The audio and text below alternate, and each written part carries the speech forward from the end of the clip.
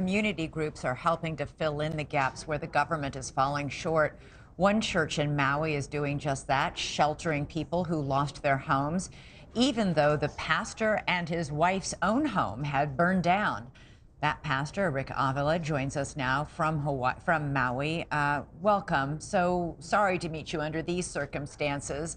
I just want to, following up on what Joe just reported, you and your wife managed to escape with your dog, thank God. How did you get the warning that you needed to evacuate? I know you had very little time. A policeman drove down the street, and he announced that everybody needed to evacuate. So we had 5 minutes to grab what we could and get out. Do you think if you if the alerts, the sirens had gone off, that would have been, you would have had more time to get your things together? Well, I don't know about the sirens, because what they said earlier was the sirens were for different things. So I don't know if that would have alerted anybody any sooner, at least in my area.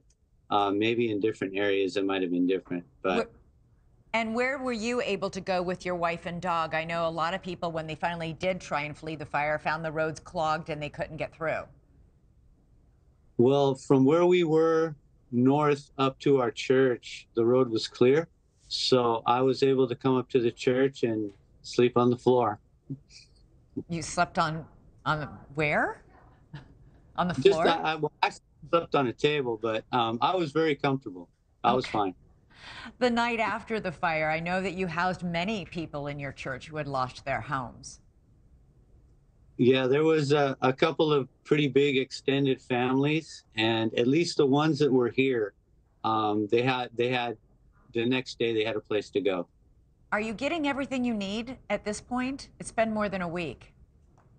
We have so much. People have been giving so much, planes, private planes nonstop, boats along the shore, truck after truck after truck. We have been just bombed with so many things. We're very well cared for right now in our area. And how are the members of your congregation doing? How many of them have left homeless? Do you have any idea? Half, a third? Maybe around a third, maybe a little more. Wow. But we all trust in Jesus and that he has us. And so we have a hope. We have a true hope.